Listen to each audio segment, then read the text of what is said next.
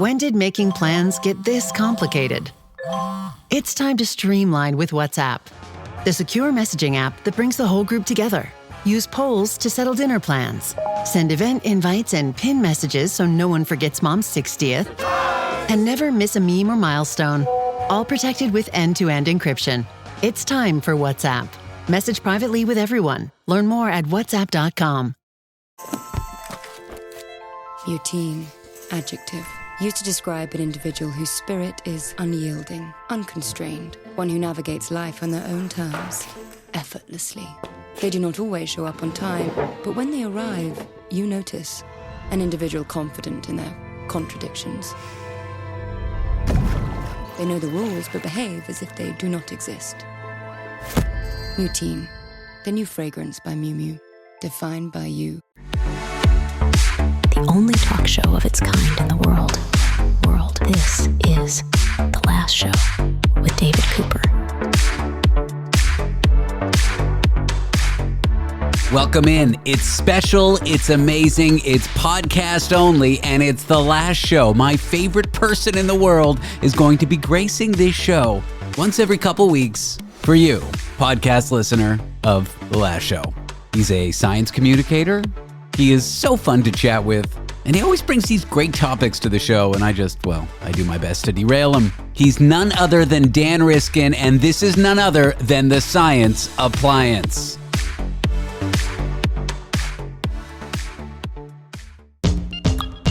Time for science with the Science Appliance. Dr. Dan Riskin on The Last Show with David Cooper.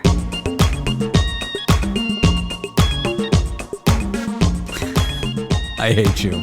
It's The Last Show's David and Dan Friendship Reliance and Science Appliance podcast only show. Yeah. Inaugural version 1.com. Welcome, Dan Riskin, friend, enemy, handsome. David Cooper, longtime listener, never actually been on your show. Never once. I'm beaming to have you here. Man of science communication, and man of many words occasionally. I can't tell if you're beaming or sunburnt. I am a little sunburnt. I was just in the desert for Burning Man, and I got back some time ago, but not that long ago, 2 weeks ago. Mm-hmm. Yeah. Mm-hmm. Do you feel like you're refreshed? Creatively, yes. Good. Because there's a radio station there. I do what's called a busman's holiday every year.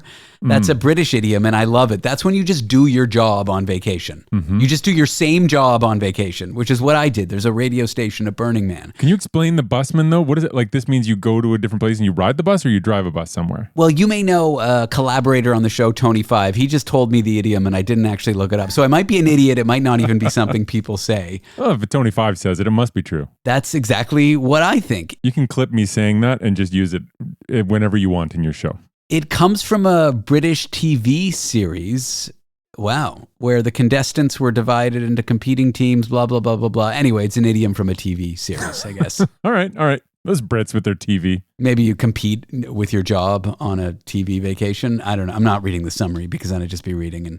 But yeah, so that's what I did. So I feel very creatively refreshed because I got to do really fun, wacky, weird radio. Yes. But it's exhausting, right? You're camping in the desert with the sun and the cold at night and the harsh environment, and it's raining and someone got murdered, and it's a whole thing. Right. And when I heard someone got murdered, of course, I listened on with great interest, but then there was some detail about the person who had been murdered that didn't fit your description. And so then I was like, oh, it wasn't David Cooper who died. Might have been him who did it. Have they solved it? I guess it could have been me. I mean, I was seen with friends that night, not anywhere near the murder, but you never know. They do not know who did it as far as I know. It was just a guy sadly found stabbed in a pool of human blood. They don't know much more. He was a Russian national, of which I am not, that you know of. What if I were a Russian spy? That'd be wild. Yeah, you'd be doing a great job. Bang up. It's the perfect cover. Loudmouth radio host who says a lot of things. He can't keep his secret. Spoiler, yes, I can. Yeah. No, you'd be a great spy. I'm very convincing. Like, you don't give off the spy aura the way, but I bet a good spy wouldn't. I guess that's the name of the game. I guess that is. But I think good spies kind of blend in. I don't blend in very well. I recently had the experience of watching a movie. Wow. What a great thing to bring to the show. Well, it's a movie with a twist ending, and I don't know whether should say the name of the movie or if that's mean, but it's... Was it Passion of the Christ? Because I do know how that ends. No, I was not watching that movie. Okay. I can tell you. It was about some suspects in a lineup, the usual ones, but I won't say the name of the movie. Anyway, but I made my 13-year-old watch it with me. You've met him. And although he's like twice the height he was when you met him like a year ago. Oh, God. He was already taller and stronger than me. I know. He's so tall. I hate when I see 11-year-olds with tall parents and they're shorter than me. And I'm like, I know in 1 year you're going to be able to beat me up. And your son is basically that. Oh, he can beat me up. He's got big muscles because he swims. But he's not taller than me yet. I still have that over him. And I will hold on to that for the next 6 months until it's gone. So anyway, I was like, let's watch this movie. It's a classic. I think you'll enjoy it. Great performances. And I didn't tell him I did not hint anything. And he watched the whole movie top to bottom without any inkling that there was going to be any kind of an ending that gave a surprise. And then it did give him the surprise. And it's a great joy. My brother always was excited because he knew his fiance, his wife, had never seen Star Wars. And he was always really excited to watch it with her so that in Empire Strikes Back, there could be this moment where it's like, no, you're my father. Like that whole big twist.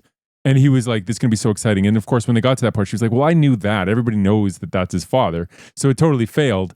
But then when I watched it with my kid, I did have success. Like he was surprised by the twist ending. And I forget how that relates to what we were talking. Oh, the spy thing. Keeping a secret. Like he's a good example of somebody you underestimate because he seems like he's useless, but he's not. He turns out to be the mastermind. And you're pretending like you can't keep a secret because you're a blabbermouth. I feel like you might be playing me a la Kaiser Sose. I might be a Russian spy. I am not, but if I were, I guess that's kind of a cool job. I mean, you can go to jail for a long time if you get caught, but I guess that's a cool job being a spy. Yeah, maybe. I don't know what it pays. I don't really know what they do. Do they like kill people? As if you don't know. As if you don't know. Oh, right, yeah. On the show The Americans, they're like always having to kill people for Russia and they're like not too happy about it. It seems kind of awful, actually. At Burning Man? Oh, God. No, I don't think that's the plot of the movie The Americans, but or the show The Americans. It's a good show, though. I liked it. Yeah, just asking for a friend. Yeah, so I was there. I was creatively refreshed, but I was not physically refreshed. So I'm still a little out of it. It takes about 2 or 3 weeks to like get back to reality. And I'm sober now. Back when I was a party animal, it would take like months to get back to reality. Yeah, I bet. Because you'd be riding that time. But yeah, no, it must be an interesting time. But I know you've talked about it on the show, so we don't need to beleaguer it. But welcome back. It's nice to have you back. Thank you. So you are a science communicator. Yeah, right. Listeners to the show won't know that. You have your pulse on the science. And yeah. But the listener, the what? I wasn't. Well, people who like you're setting me up as a character. I'm hoping to recur as a character on your show. Oh, yeah, I'm hoping you're the whole show. This is now your show. Do you want the show? Oh, yeah. Great. Okay, good. What are we doing on the show? I don't know. Hi, everybody. I'm the science guy on this show. And I thought we would do something fun for those who want to listen to our podcast only. Let's do some science stories. Let's get back to the basics, Ina Garten. Did you catch that reference? I don't even know. Not one bit. Ina Garten. Was she a spy? No. I mean, she would be a great spy. She's a loving, jovial food TV personality. I believe she has a show on Life called The Barefoot Contessa. And I think after years of having television shows where she gets fancier and fancier recipes, she put out a series called Back to the Basics. And it's like spaghetti with meatballs, chicken, whatever. Like it's just the basic recipes. Back to the basics. Yeah. Mm-hmm. Oh, yeah. No, let's do that. Let's do some basic science. Let's drill it down. I want to go to the world of international intrigue. If you think spycraft has intrigue, the world of rock skipping competitions is filled with scandal. Intrigue. Did I mention it has intrigue? This comes a boring story. I mean, an exciting story. First of all, how dare you, sir?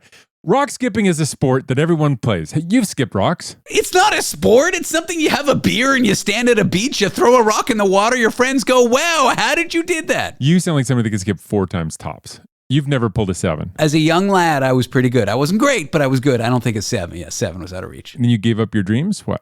Well, it's all about finding that perfect rock, right? Like it's very little to do with talent and more about rock acquisition. Yes, it is about rock acquisition. That brings us to my tale of science, which I'd like to bring. I know, because I set you up for it. It was great. You're welcome. That's why I'm great at what I do. Yeah, so you don't really think it's the shape of the rock? Well, it is. Okay, on the Scottish island of Easdale, people from around the world gather every year for the World Stone Skimming Competition. Stone skimming is what they call it in Scotland, but we all know it's stone skipping or rock skipping. So there's this quarry there.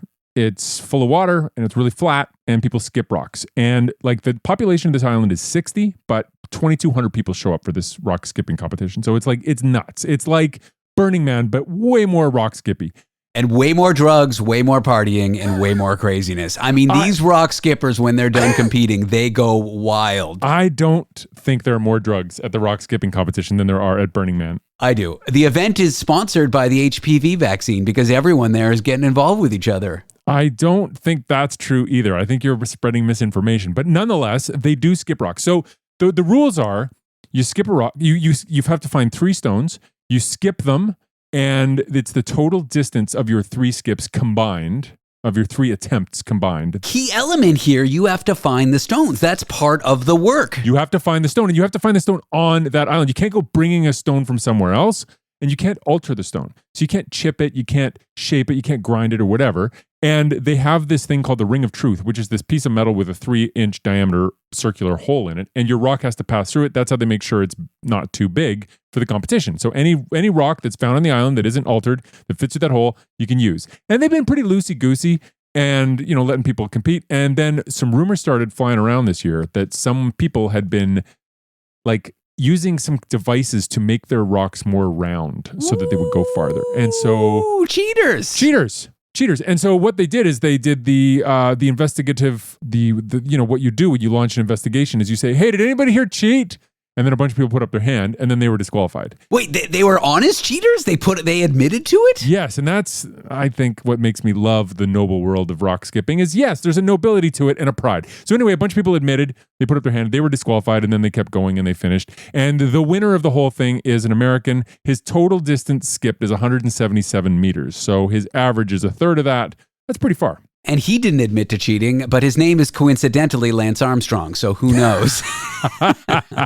No, it's not. It's not Lance Armstrong. His name's Jonathan Jennings, but that's a good name, Jonathan Jennings. Jonathan Jennings. Oh yeah, that's a rock skipper's name for sure. That's a great name. He's the first American winner, also. But anyway, I like it because it's simple. I was disappointed that it's not total number of skips because when I'm skipping rocks and competing, because it's always a competition, always. You're always trying to get the most skips you possibly can. This is just distance. But by the way, you can't just whip a rock as far as you can like a baseball. It has to skip 3 times to count as a skipping attempt. So you really do have to throw it along the water to get it to do that. But anyway, just a story of intrigue. And it also makes me think that since I'm not beholden to the rules of any competition, should be putting more emphasis on the circularity of the rocks that I'm trying to throw. Apparently, that's more important than I'd realized. I like that they got caught cheating and put up their hands when questioned. I think that there's something noble about that. I mean, it's crappy to cheat, but I'm glad they did it. It reminds me, I saw a video and these fishermen were so upset. One guy had won all these tournaments. I think it was maybe bass. And then at one tournament, they cut the fish open and inside the fish's body, there was weights. The guy had either force-fed the fish weights or he'd put them in the fish and then sewed it back up, essentially weighing in his fish heavier than they would be because he cheated. And the guy was disqualified. I think authorities might have investigated him for fraud. Everyone was upset. That's how it goes in fishing cheating. But in rock skipping cheating, the judges just politely ask you, did you cheat? And then some noble people put up their hands. Yeah, I too love that. It makes me want to go to Easdale, the island of Easdale in Scotland, and go see the stone skipping competition. But your wife just won't let you go because she knows those stone skipping competitions are like a free-for-all. Marriages break up over the great party that goes on. I think that's you're thinking of Burning Man, which you ironically just came from with your partner. But nonetheless, I'm not gonna dig too deeply into the psychology of your statements. It is the Science Appliance. We are talking the most important science stories that you need to know about. If you don't want to get bit by mosquitoes, there is something you can do, and that's avoid beer, weed, and sex. There seems to be a theme of today's program, but we'll discuss that with Dan Riskin in just a minute.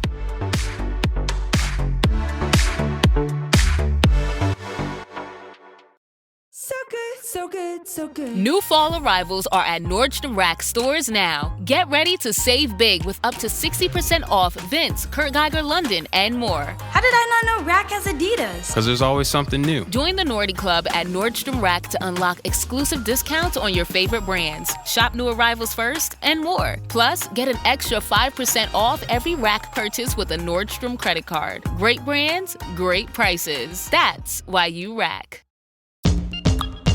Time for science with the Science Appliance. Dr. Dan Riskin on The Last Show with David Cooper. It really sounds like someone is clucking with their That's my chair clucking. Also, I appreciate that your narrator there just acknowledges my PhD. Oh, that means a lot to me. All right, Dr. Daniel K. Riskin, PhD, Yes. DVD, DMV. Those are some of your credentials. Yeah, I have been to the DMV. That's true. DVD is a really hard certification to get these days. Yeah, It is, because most people have Laserdisc. yeah, There was- or Betamax. Yeah. The Brits call it Betamax. All right, I like this one. Do you know there's a fun fact about me, and this drives my girlfriend wild. She is so jealous. I am not allergic to mosquito saliva or whatever it is they inject in you. So I can watch a mosquito land on me, bite me, and then it flies away and it leaves no mark. Isn't that an amazing adaptation? Wow. Yeah, you're jealous too, aren't you? I'm trying to think if that isn't, is that good, or are you going to die of some kind of illness in 2 seconds? Because isn't that your immune system kind of saying, that was probably not good to get, a mosquito spitting in me. Well, I don't need to be spit in by an insect. I should clean that up. And then the immune system goes and cleans that up. Your body is saying, it's fine.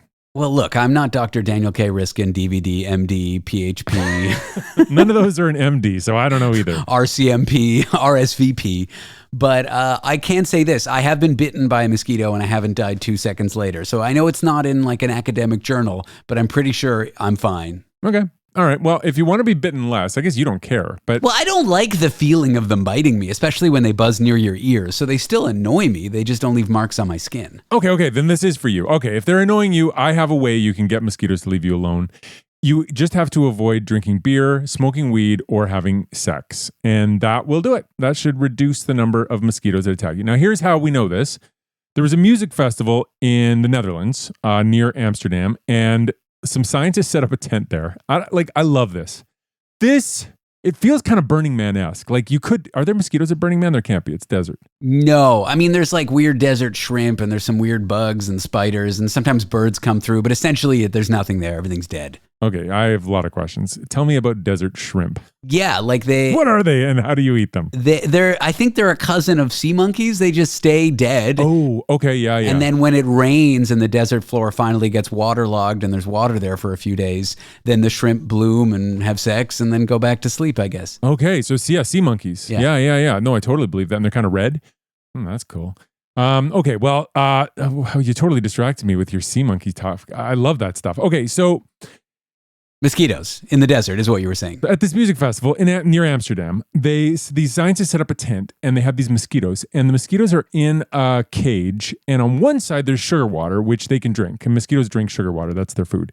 And on the other side, there's a screen, and you can put your arm up against it so that the mosquitoes smell your arm, and they can go try to bite you, but they won't be able to bite you because the screen is thick enough that they won't be able to reach your arm. But they also have these cameras in there that can count how many mosquitoes go to the side where your arm is. So get in line and come into the tent and give us some, fill out this form and then put your arm against it and we'll count how many mosquitoes go towards your arm. And then you can compare with your friends to see which of you is the most attractive to mosquitoes. Only the Dutch would do that. Who would volunteer for this? Oh, wouldn't you? If you were at a music festival in the Netherlands and you had an opportunity to win the contest with your friends of who is the most attractive to mosquitoes, wouldn't you just at least try? It's free. I would probably go in to show off and prove that I don't get bites because sometimes people don't believe me.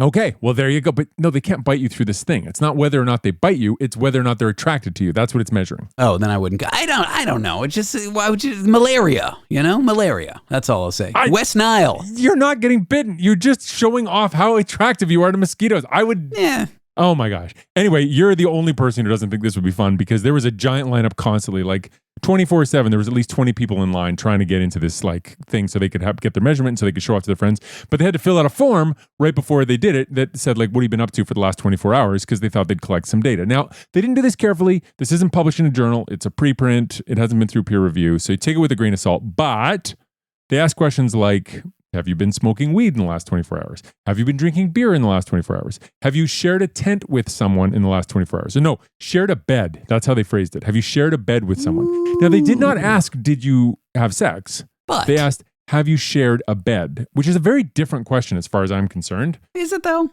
It is. Maybe not at a music festival. It is in a marriage, I think. Unless you're going to a rock skipping festival. Yeah, that was a callback. Yeah, that's funny. I hope people were listening to the last segment because that was funny. Only young people do it anywhere but a bed. The bed is the best place to do it. It's cozy. It's comfortable. Like I see. Maybe not at a rock festival though because you're in a tent and it's all sweaty and hot now. True. I don't know. There are probably other places. True. Maybe in the Mosquito tent. I don't know. Porta-John.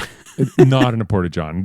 No Porta-John situation can ever be. It's kind of like people who are like, "Oh, Mile High Club," and you're like, "Put the bathroom on an airplane." Ugh, disgusting. What a gross place. Ugh. I saw a flight attendant when I flew from Reno back to New York the other day. The flight attendant, before she went into the bathroom to use it, brought like a whole stack of wet wipes, and I could see her like wiping the door, wiping the handle. I'm like, if it's too dirty for her, and she works on a disgusting plane, she knows it's too dirty for anyone to do anything in there, let alone make love. Yeah, making love out of the question. Out of the question. Nonetheless, at this Dutch music festival, they asked people these trivia questions about like what they've been doing. And the data that came out is that people that have been drinking beer, 35% more likely to get, 35% more mosquito attraction if you'd been drinking beer. Similar numbers for marijuana, not those kinds of numbers for other kinds of drugs. So cocaine, ecstasy, methamphetamines, psychedelics. Fortunately, all these things were being used at the festival, so they could test them. None of those showed a significant difference, but those, and also vegetarians didn't show any. Like mosquitoes don't care if you've been looking out for the animals; they're still after you. They don't care.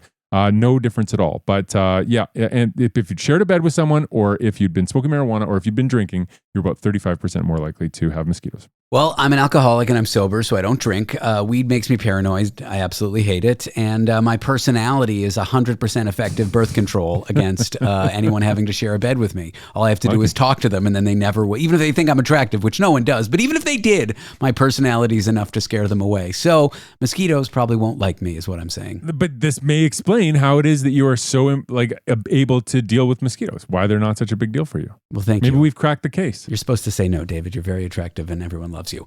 Yeah, I know. Did you know, listener, that Dan Riskin has both a newsletter and a YouTube channel? And I saw a great video on your YouTube channel the other day about rodents and an adaptation they have that we thought was nothing. We thought it was just whatever, Mother Nature just making, like our appendix, who gives a crap what that does? Yeah. Or our brain, in my case, that does nothing. You could do without that. Listen, this is where I draw the line. You can insult the way you look, but you're a smart guy. Oh, okay, stop it. Now there goes your DVD credential right there. But yeah, there are certain adaptations that we have, or maladaptations that we just kind of have because it's an evolutionary dead end. Yeah, wisdom teeth, or like a bum chin. Like there are a bunch of things that the body parts on a person where you're like, well, that doesn't really, it's not really useful. Whatever, maybe it is. I don't know. I don't think it is. And there are all those parts for humans, but on rodents like rats, mice, beavers, capybaras, all those other things. Oh, I love capybaras, man. Oh yeah, you gotta love a capybara. Or what are the spiny things? What are they called? The ones that the porcupines. They're all rodents. Rodents are a huge group. They make up 2,200 species. They're about a third of all the mammals. Hugely successful group. But a lot of them don't have claws on the thumb. They have a thumbnail, like your thumbnail. Like it looks like your thumb. And some of them don't even have a thumb. And so what biologists have always said is like, well, most rodents have good claws, but some of them have this like thumbnail, which is basically vestigial and doesn't do anything. And then some of them don't even have a thumb, which is probably what happens if you have that thumbnail, because eventually evolution just gets rid of it, because what a useless thing. Why would you ever need that? But a new analysis looks at the thumbnail, and realizes that actually it does do something. You know when a chipmunk very cutely holds a little nut and then starts eating it and rotates it around with its little cute little hands and then takes a bite and then rotates it around and then takes a little bite? Chipmunks. I do know that. I have seen that. It is adorable. It is adorable. They do that with their thumbs. Yeah, they're using their thumbs. So these researchers were actually looking at mice and like the innervation of nerves to the brain and watching how they feed. And then they saw them doing the thing with the thumbs. They were like, wait a second, the thumbs, those things we thought were useless. And then they did a big analysis and they found that rodents that have thumbnails can do that feeding thing where they're holding the food.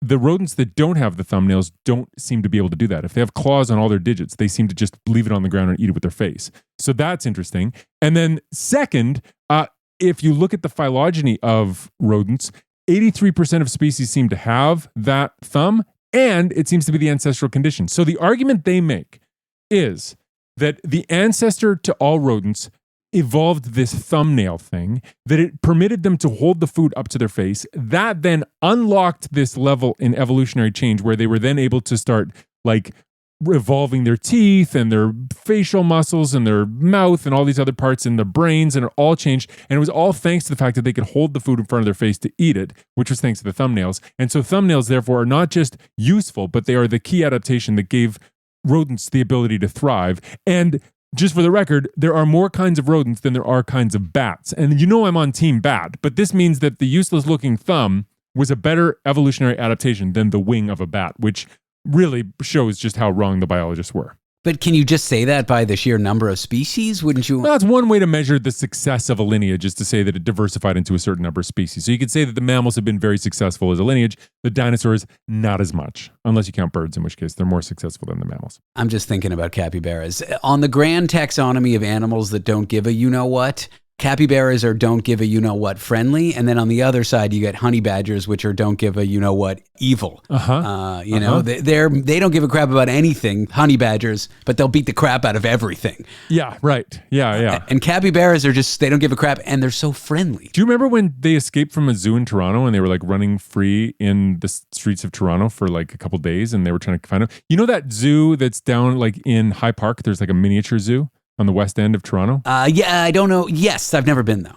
Well, I'll take you. Aw. Next time you're in Toronto, I'll take you to the zoo. And we'll look at the capybaras. Are you like famous at the zoos in Toronto? You're like, oh, it's Dan Riskin. It's the bad guy. I have been recognized at a zoo in Toronto. It has happened. Oh, man. If I bring you to my building, there's like a 1 in 2 chance my super will remember my name. So I'm pretty famous in my building. Mm-hmm. He did call me Michael the other day, but mostly he says David. So I'm not trying to brag, but I also get recognized in places. Maybe he was doing it like a Knight Rider reference and he was calling you Michael Knight. No, he thought my name was Michael, but he's a good guy. I mean, he helped me change the light ballast in my closet, which was, anyway, we'll go to a zoo.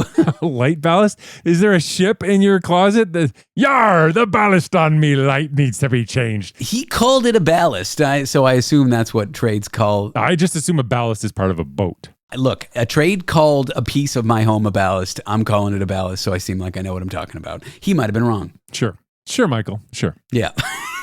Well, this has been Michael Cooper and Daniel K. Riskin, PhD, DVD, RSVP, SUCK, not. You don't suck. Oh. You've got a newsletter. You can find Dan's newsletter at pleasefollowthebatsignal.net or something like that. Oh, Jesus. Yeah, give them the wrong URL. That's always so helpful. Okay, follow the Bat Signal. Definitely probably follow thebatsignal.ca. No. Follow thebatsignal.com. Follow thebatsignal.com. Or just Google my name and you'll find it. But it's a fun newsletter, and that's where you can find it about rodent thumbs before anybody else. Dan, I'm beaming. I'm so glad we're doing this. Me too. This is it. This is the Science Appliance. Bonus content for podcast purposes. Love it. Oh, you're so sweet. Thanks, Dan. Appreciate it. Thank you. All right, Dan Riskin will be back for another podcast in 2 weeks' time. This concludes the Science Appliance. I hope you enjoyed it. I'm David Cooper, and this was The Last Show. For just a short while. I mean, the regular radio program will be back on Monday or whatever, but you know what I meant. It's not the first show.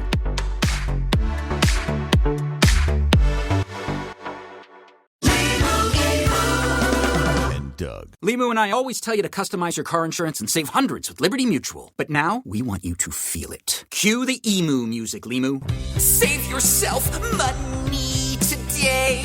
Increase your wealth, customize and save, we say. That may have been too much feeling. Only pay for what you need at libertymutual.com. Liberty, liberty, liberty, liberty. Savings vary. Underwritten by Liberty Mutual Insurance Company and affiliates. Excludes Massachusetts.